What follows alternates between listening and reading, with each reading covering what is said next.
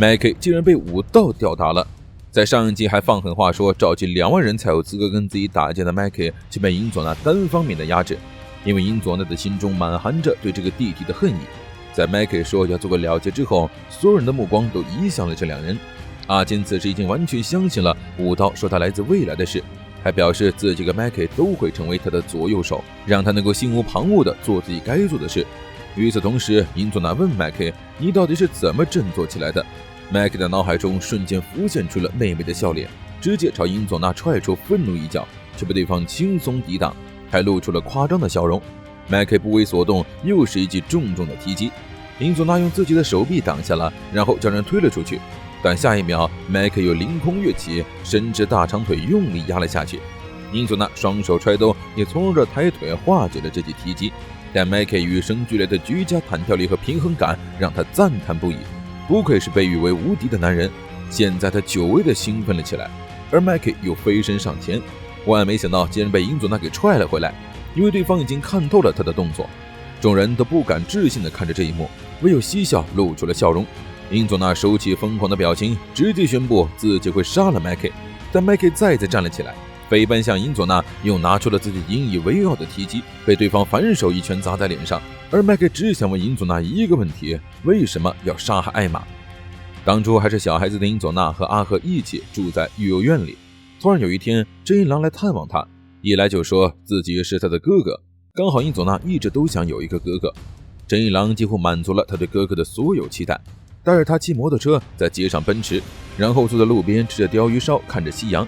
英佐娜是真的很喜欢这个哥哥，也天真的以为这个哥哥是只属于自己的。从那之后，真一郎就经常来育幼院找他，他跟着真一郎学习战斗技巧。回到育幼院后，又把这些东西告诉阿赫，阿赫也为英佐娜感到开心。本以为自己在这世上已经孑然一身，没想到会突然多出一个哥哥，想一想就很值得高兴了。但英佐娜却露出了有些不自然的表情，因为真一郎下次要带她见妹妹，可她更想维持现状，不想跟任何人分享这个哥哥，包括自己曾经最疼爱的妹妹。弟弟的占有欲太强有多么可怕？此时真一郎对英佐娜内心的想法一无所知，英佐娜把他当作自己的全世界，他的全世界却还有另外一个弟弟和妹妹。就这样安然无恙的过了几年。这天，英佐娜从少年院被放了出来，阿赫和幼儿园的老师们过来接他，他却无视了热情的阿赫，只说自己要去另一个地方，然后来到了真一郎的摩托车店，邀请他一起去兜风。真一郎当即放下手中的工作，拜托阿坚帮忙照顾一下店。这一次真英佐娜带着真一郎骑行，他问真一郎能不能让自己继承下一代黑龙，因为他想守护哥哥的真实之物。真一郎虽然有些惊讶，但立马就给出了肯定的回答，表示能让弟弟传承下去是他的梦想，他也希望继承黑龙的人是他和麦 K。 原本笑眯眯的英佐娜瞬间变了脸色，他意识到了一个恐怖的问题，原来真一郎并不是自己一个人的哥哥。再后来真一郎被一虎杀死，英佐娜也做出了一个决定，他要让麦 K 化为灰烬，再变成自己的哥哥。麦 K 的眼中依然没有高光，他并不觉得这些足以构成英佐娜杀害艾玛的理由。听到这句话，英佐娜突然气急败坏起来，一把将麦 K 掀翻在地，声称是他夺走了自己的一切。可麦 K 的脑海中也浮现出了真一郎的身影。真一郎曾问过他一个问题，如果你还有一个哥哥，你会怎么想？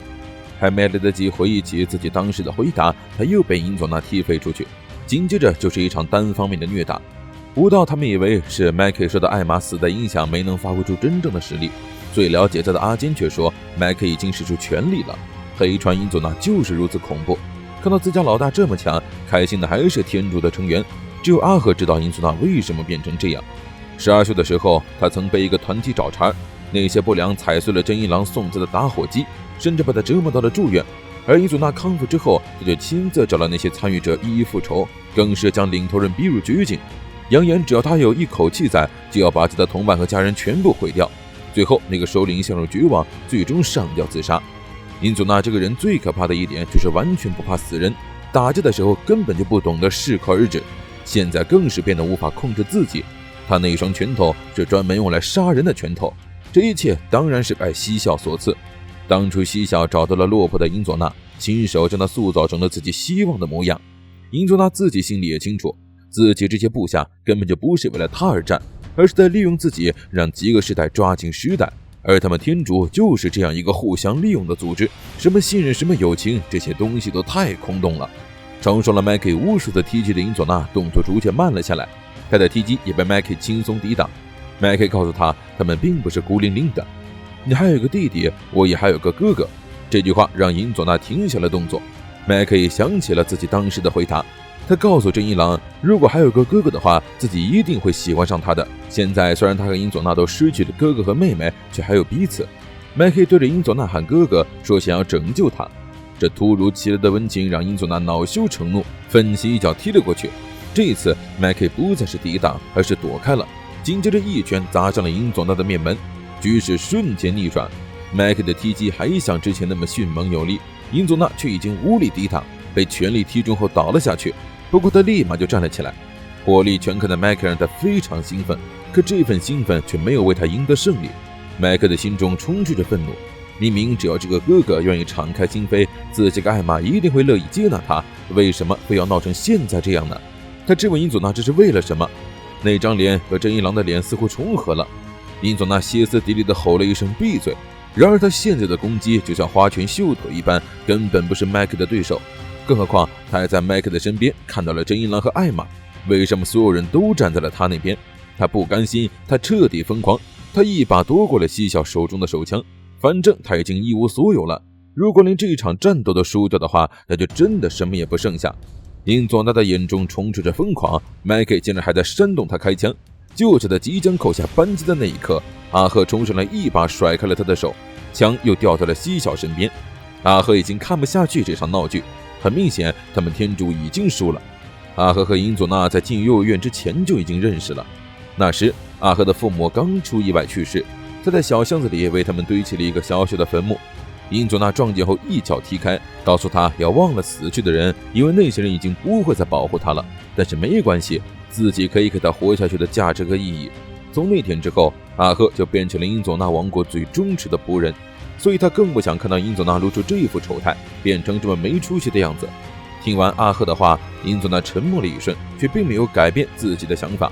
让其他干部赶紧解决这家伙，就算单挑输了，他们还可以团战。就在两人争执期间，西晓突然开枪贯穿了阿赫的肩膀，鲜血直接喷在英佐娜的脸上。你实在是太碍事了。